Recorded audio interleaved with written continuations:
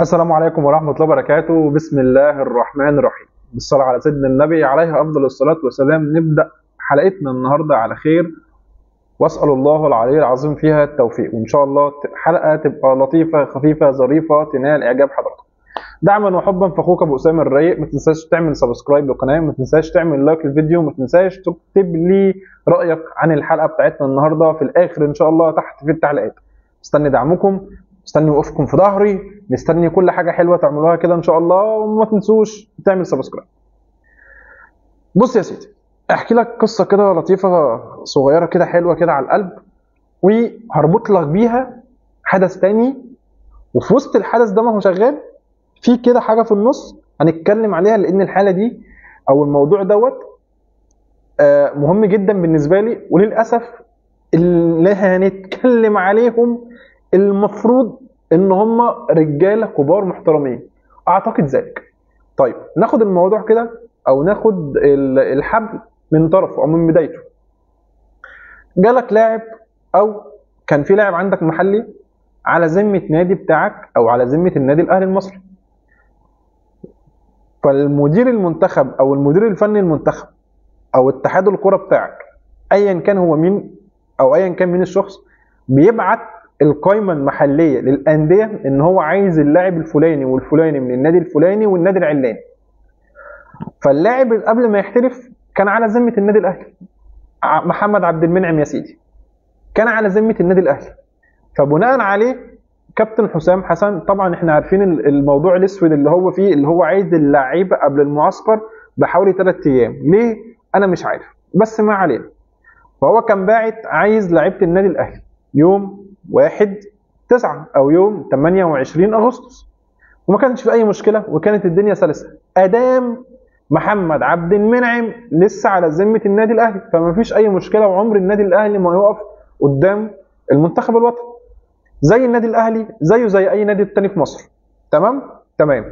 اصبح جه لقينا ان في عقد احتراف لمحمد عبد المنعم، وربنا يوفقه وان شاء الله ويكسر الدنيا في الدوري الفرنسي، وبعد الدوري الفرنسي ان شاء الله يروح حتى يلعب في ريال مدريد، زيه زي محمد صلاح، زي ما اي لاعب من عندنا بنتمنى ان هو يحترف، ويبقى عندنا عدد كبير في المنتخب من اللعيبه المحترفه. ومحمد عبد المنعم لعيب كبير ولاعيب تقيل، سواء في النادي الاهلي وسواء في المنتخب الوطني. لحد هنا ما عندناش مشكله، طول ما اللاعب هو على ذمه النادي الاهلي مفيش اي مشكله. ادام احترف وراح اوروبا، فالمقاييس والمعايير مختلفه تماما عن ما يحصل في مصر او عن ما يحدث في مصر. بمعنى ايه؟ بمعنى ان الناس دي مفيش حاجه عندها اصل هنبعت لك اللاعب قبل الاجنده الدوليه ب3 ايام، لا. انت مواعيدي بتقول لي، او الاتحاد الدولي اللي هي الفيفا بتقول لي امتى هتبعت فلان يوم 1/9 هبعته لك، ولو انا مش عايز ابعته لك انا مش هبعته لك. ده النادي الاوروبي رغبه النادي مختلفه تماما عن رغبه اللاعب. بمعنى ان موقف محمد عبد المنعم مختلف كل الاختلاف اللي بالدنيا عن موقف محمد صلاح في بطولة افريقيا اللي فاتت، لما محمد قرر يسيب المنتخب او اتباع من اتحاد الكرة للجمهور عندنا في مصر، وقال لك ان الراجل عايز يروح يقضي فترة علاجه في ليفربول. ده كانت رغبة محمد صلاح حسب ما اشيع لينا. اما محمد عبد المنعم فلا، النادي قال له لا، خليك انت لسه جاي لي، وكده كده الماتشات عندك بسيطه وخفيفه وظريفه. منتخب مصر لما يلعب قدام كاب فيردي او بتسوانا، منتخب مصر ينزل الماتشين دولت، يعني اول ما الحكم يصفر كده هو كسبان 1-0. ده منتخب مصر هيلاعب منتخبات صغيره مع احترامنا ليهم يعني، فمش هنعلق الشماعه لمحمد عبد المنعم، ولا هنفضل نزيط ونقول اصل حسام حسن قال كذا، اصل حسام حسن قال رغبه اللاعب واللي انا عايزه لازم يجي، ونرجع تاني ايام كابتن حسن شحاته ويطلع مش عارف فلان يزايد على الراجل ده لسه رايح يا دوبك لعب له ماتش تمام، وكان بديل ونزل، والناس عايزه تقدمه للجمهور مش عارفين. ايه الفكره عندك؟ ان محمد عبد المنعم ما يجيلكش ماتش زي او ماتشين سهلين زي دوت، او يا سيدي ما يجيلكش في التجمع ده ويجي لك في التجمعات الجايه، بس الراجل يثبت نفسه. الراجل رايح على بلد غريبه، رايح على دوري متشاف الى حد ما، فريقه هيلعب يوروب ليج، وهي البطوله او البطوله الثانيه الاقوى للانديه في اوروبا بعد الشامبيونز ليج، تمام. فالعين هتبقى عليه، الراجل خامه محترمه، خامه تقيله في خط دفاع منتخبنا الوطني، فما نساعدوش ليه؟ ما نساعدوش ليه؟ ليه بقى هنطلع فزلوكه او مستر فزلوكه ايا كان هم مين؟ اصل محمد عبد المنعم بيأثر بحق المنتخب، اصل كابتن حسام مش قد تصريحاته، اصل كابتن حسام حسن بيتراجع عن تصريحاته، وكل هذا الهري. طيب ما تيجي نفكر لها كده بحته مختلفه، الا وهي انت عندك في القائمه حجازي وخالد صبحي لاعب سيراميكا على ما اعتقد، واحمد رمضان بيكهام ورامي ربيعه. وكنت انا بتساءل هو ليه ما انضمش عمر فايد؟ طب انت بصيت على المنتخب الاولمبي خدت منه على ما اتذكر محمد شحاته وكوكا وحمزه علاء وابراهيم عادل، واللهم صل على سيدنا محمد، كان في لاعب خامس بس للاسف انا مش فاكره. احنا قلنا محمد شحاته وكوكا وحمزه علاء وابراهيم عادل، واللهم صل على سيدنا محمد الخامس انا مش فاكره، معلش انا اسف، اسامه فيصل. اسامه فيصل حلو. فانت اخدت 5 لعيبه. عندك خط الدفاع اصلا انت واخد محمد شحاته على كانه باك رايت احتياطي، وانا كنت بتسائل اصلا في القايمه دي امتى واحد بحجم عمر فايد والبطوله النموذجيه اللي قدمها والمستوى الهائل اللي قدمه في البطوله دي، ليه انت ما خدتوش معاك؟ مش دي الفرصه المناسبه بقى انك انت تيجي تاخد واحد زي عمر فايد؟ ما هو عمر فايد معلش بيلعب في فنربخشة التركي، بيتدرب تحت واحد زي مورينيو، اكيد يعني حتى لو هو بديل فهو اعلى من الناس عندك في القائمه بدون ذكر اسامي. معلش ما هو انت حجازي بيلعب في الدوري الدرجه الثانيه السعودي، اي نعم هو فريق قوي وفريق بيحضر نفسه ان هو يتاهل الموسم الجاي لدوري روشن السعودي، ما عندناش مشكله، بس بيلعب في دوري الدرجه الثانيه. انت اخدت لعيبه من سيراميكا مع احترامنا ليهم، وما اخدتش لاعب زي عمر فايد عامل بطوله اولمبياد مهمه جدا، ولما خرج في ماتش فرنسا احنا شفنا تاثيره على خط دفاع المنتخب الاولمبي.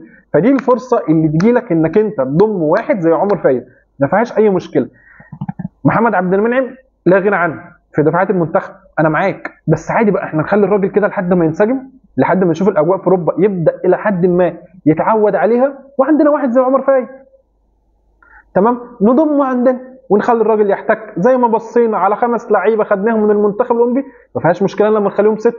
وانت كده كده لازم تقلل الاعمار السنيه بتاعتك، لان انت حجازي سنه بيكبر، في لعيبه كتيره جدا عندك في المنتخب سنها بيكبر، فانت تقلل الاعمار تضم واحد زي عمر، الدنيا هتبقى ماشيه معاك زي الفل.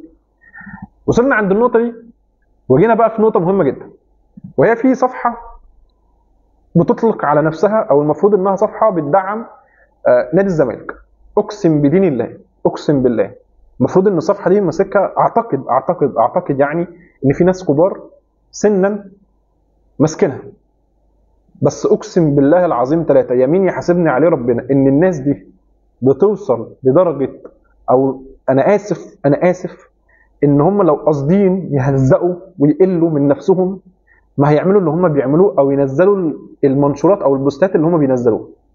الصفحه دي مشهوره جدا تمام لجمهور نادي الزمالك، وما اعتقدش ان في واحد من جمهور نادي الزمالك العاقل والمحترم ان هو بيمشي وراء اراء الناس دي. الناس دي ما عليها غير ان هي بص على حاجه واحده بس، اللي هو الاهلي بيعمل ايه، او استنى اي غلطه من الاهلي او اي حد عشان خاطر بيعمل حاجه ضد مع الاهلي فابدا امسك له وافضل امسكه اسلخ وافضل اتريق على فلان وفلان وعلان، ولما يجي انجاز الاهلي يحققه احاول بشتى الطرق ان انا اقلل منه. في المقابل انا مجلس الاداره عندي امبارح عامل كارثه ومصيبه في غياب رئيس مجلس الاداره كابتن حسين لبيب. يعني هم سابوا مشكله الصفقات لحد الان. الزمالك لا اعلن على عمر فرج ولا اعلن على ارون بوبنزي وما اعلنش على اي حد.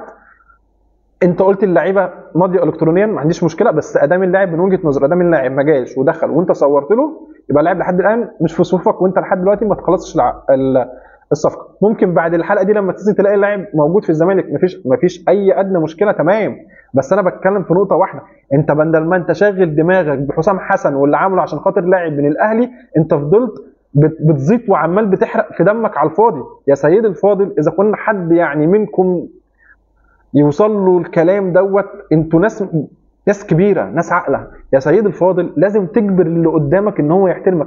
انا بخش اقرا التعليقات بتاعت الناس اللي بيتفرج على او بيشوف البوستات بتاعت الناس دي، اقسم بالله الناس دي بتاخد كم تهزيق، انا اسف يعني في كلمه تهزيق دي ما حدش عنده كرامه يستحملها. محدش عنده كرامه يستحملها.